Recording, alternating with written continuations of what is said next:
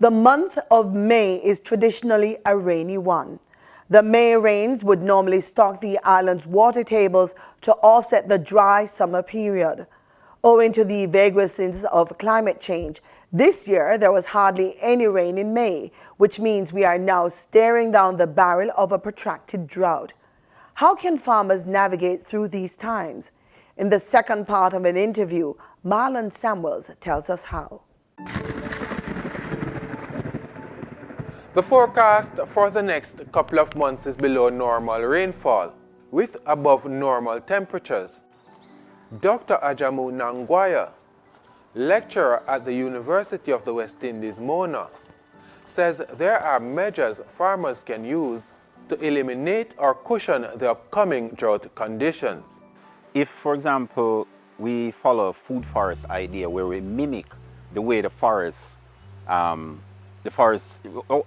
is structured, where you have taller plants and lower level, and there are different things that can grow, it will help us to better survive. So that's for that reason why I see so many banana trees here. It provides some amount of shade, and then I can grow pineapple, I can grow pepper, and other things under it. So there are things we can do, even to minimize soil moisture loss from the soil. We can also use mulch to cover the soil, but in a drought that won't be effective because we just won't have enough water. But during normal times, you should always have your soil surface covered in mulch to reduce the loss of moisture to the atmosphere. The cultural studies lecturer says growing more trees is also a part of the solution. He argues that planting trees will help stem the effects of a drought. It's not just the next drought, major drought that's going to come. What we should focus on is the measures and the activities that we need to carry out to deal with having adequate amount of rainfall. In this yard alone, I've planted more than 50 trees in my operation. That's just one person. Imagine if there are almost 3 million Jamaicans. Each one of us is going to plant 50 trees all over, not just in our yards, but on mountains, and mobilize the people. We should plant 10 million trees. Not in 3 years, but in 1 year or less. But we'd have to inspire the people and mobilize them and provide education about the essentiality of trees in our lives. There's nothing you can do to prevent a drought.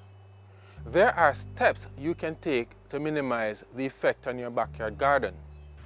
Dr. Nangwaya, who lives in Gordontown, St. Andrew, operates an organic farm at the back of his yard.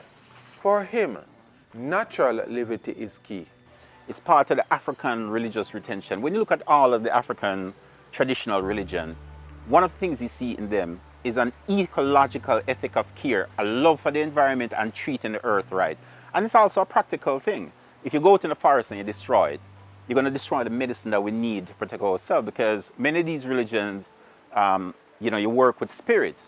And the spirit may dictate what medicine you should, what bush you should use. If you destroy the forest, it's not there.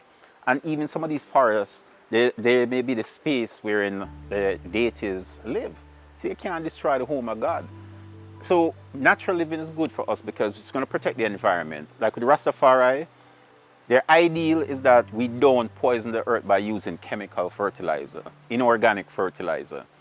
Don't poison the earth by using inorganic pesticide, a chemical, to keep away things. Use natural way of doing it. And that's helped the earth, because if you use chemical fertilizer and we have runoff into the river, it's going to destroy plant life and animal life in it. He believes, now more than ever, Caribbean people should embrace natural levity. In the Caribbean, we're not dying largely from natural causes. Lifestyle diseases. Over 70% of the illnesses come from lifestyle diseases. So a natural way is in harmony with the earth and in harmony with people. And that's the way to go. And Rastafari Ita Levity can provide us with a guideline. Be natural, extend even beyond that. It's about us. The plastic runs going to the sea, and we say, okay, we're going to use sea salt. Now they're finding microplastic in salt. So even in fish, all of these things are going to affect them, and we're going to eat these things and then affect us. We have to think, long term, and and the solution is now, but we need the consciousness raising so people can see why italivity, a natural way of relating to the earth, is a superior way to the way that capitalism has organized life, where everything is a commodity. You destroy things because you think there's going to be a technological fix, so we will solve it with improving technology. Just don't destroy environment. Don't put chemical in our food. No, just do it the right way. But we also have to educate the customers, because a person expects a sweet pepper to look like this, or a cabbage look like this, but it tastes less. The smaller one has taste in it. For the news on PBCJ, I am Marlon Samuels.